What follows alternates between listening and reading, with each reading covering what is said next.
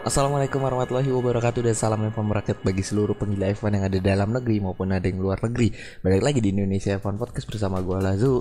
Dan ini podcast 25 review F1 GP Singapura 2016. So menurut gue balapan pada edisi ke-8 GP Singapura ini ya ratingnya 7/10, 7 dari 10. Gimana di awal-awal ada drama pas start dimana Hülkenberg melintir karena senggolan terhadap Carlos Sainz, tapi tidak ada penalti untuk siapapun karena pure itu accident. Dan sebelum race dimulai juga Romain Grosjean dari Haas juga tidak start karena ada mechanical failure, I don't know.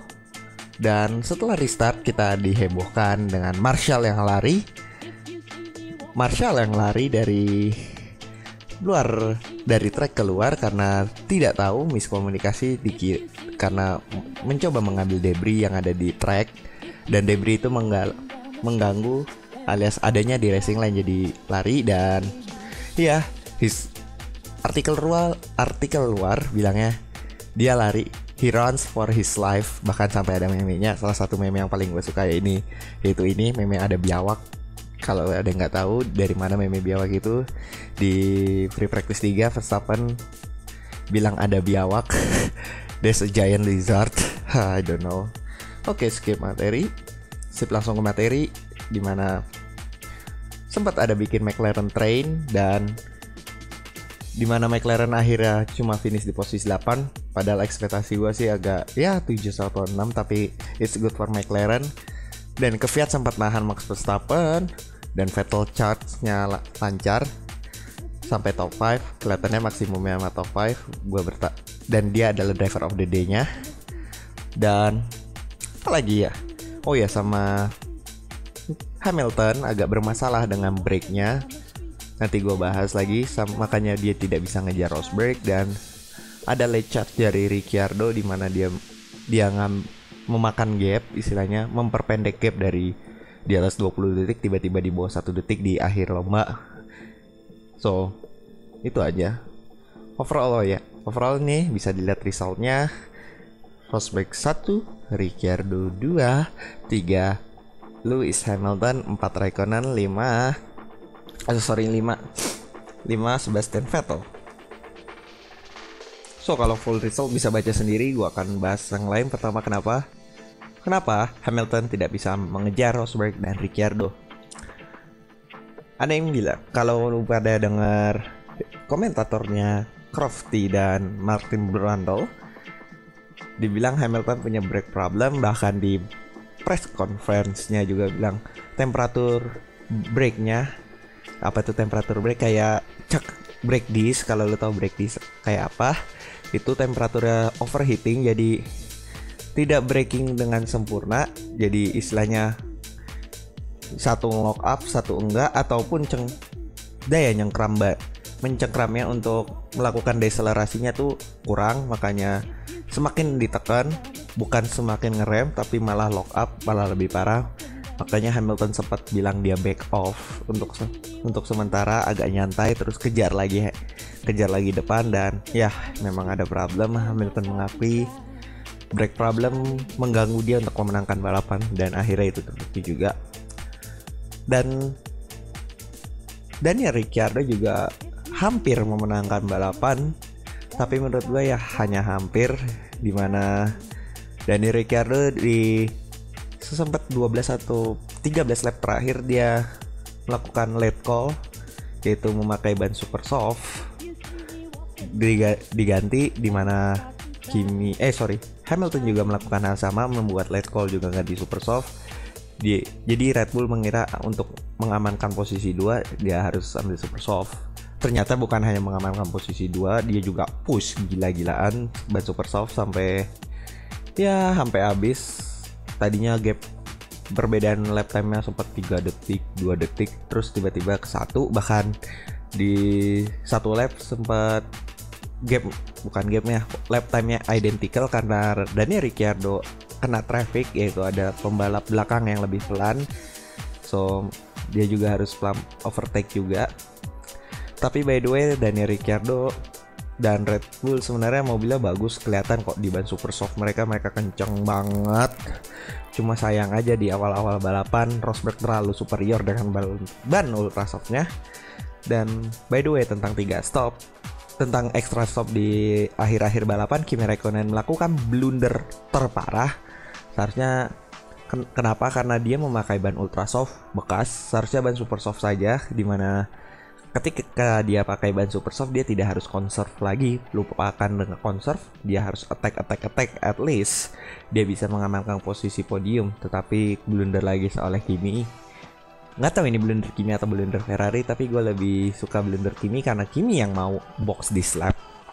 But I don't know, another strategy blunder for Ferrari and Kimi Raikkonen. Apalagi yang gue bahas lagi, mungkin Daniel Kvyat yang kembali ke poin. It's okay for him, membuktikan bahwa dia pembalap bagus. Selama ini kan dia ngedown istilahnya mentalnya semenjak dia ditukar oleh Max Verstappen alias didegradasi ke tim lebih rendah yaitu STR dari Red Bull. Dan dia sempat nahan Kvyat sempat nahan Max Verstappen, dimana sampai race engineer itu bilang dia race dengan Alonso bukan nahan Max, tapi overall ya bagus. Dan untuk papan tengah sih ada kayak Esteban Gutierrez kembali finish di posisi 11, semakin memantapkan dirinya sebagai Mr. Almost Point, di mana 5 kali dia finish di posisi 11. Luar biasa, konsistensi is real. Terus ada Valtteri Bottas yang ada problem retire ada Hülkenberg, ada Button, ada Valtteri Bottas kalau nggak salah, dan juga Romain Grosjean itu bukan retire tapi did not start. Terus apalagi bahasannya, kayaknya gue akan bahas ini. Yang terakhir gue akan bahas tentang Esteban Ocon, dimana kalau lo belum dengar preview F1 GP Italia, gue sempat ngomong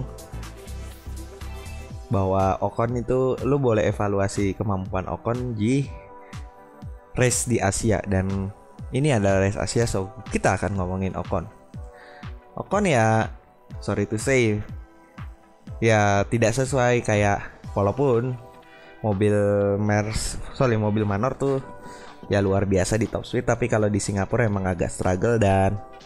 Tapi se-struggle-nya Pascal Wehrlein bisa finish di depan Sauber kok, nggak buncit-buncit banget. Dan Esteban Ocon ya kali ini finish di posisi terakhir dan di overlap 2 kali, alias gapnya dengan pembalap paling depan yaitu 2 laps. Dan ya